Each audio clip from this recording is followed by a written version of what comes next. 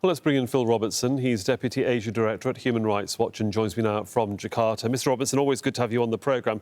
Your organisation publishes a report like this each year, and each year you say the situation is getting worse. I mean, how bad has the last 12 months been? Just as a brief overview, please. Well, I mean, if we look at what's happening in Afghanistan for women and girls, if we look at what's happened, obviously, in Ukraine with the Russian invasion, the situation across the world, unfortunately, has gotten worse. But what we're also saying is it's the responsibility of many other governments, not the traditional governments that have cared about human rights from the European Union, North America, but governments from Latin America, from Africa, from Middle East, and other places to also step up and do something about human rights, to recognize that they have an important role in promoting human rights and protecting human rights, and not leave it to others. I mean, you just mentioned Ukraine and Afghanistan as two locations in the world, and others might get overlooked. What areas of the world should not be overlooked, and what would you like the global community to focus on as well? Well, if we look in the Asia region, Myanmar is an ongoing human rights disaster.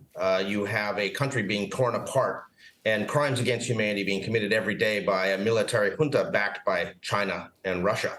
There needs to be a much stronger focus, because this is something where there is interest in the region in trying to resolve it. But the reality is that the international community is just not focused enough on dealing with that issue.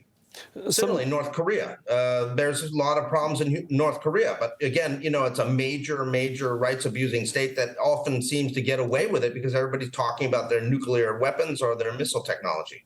Often when we think of human rights, we tend to perhaps focus in our own psychology of looking at Asia and Africa, yet we're looking at a migrant problem across Europe that's being treated very differently from different EU states and the United Kingdom. What's your opinion about what's going on there right now? Well, I mean, there is quite clearly been pointed out that there's a double standard. That on one hand, refugees from the Ukraine have been treated very well, whereas refugees from Syria, Afghanistan, and Iraq who have tried to reach Europe have received just the opposite kind of treatment. That is a very serious concern, and that is a legitimate criticism of many of the European member states, that, they are not necessarily, playing evenly with everyone.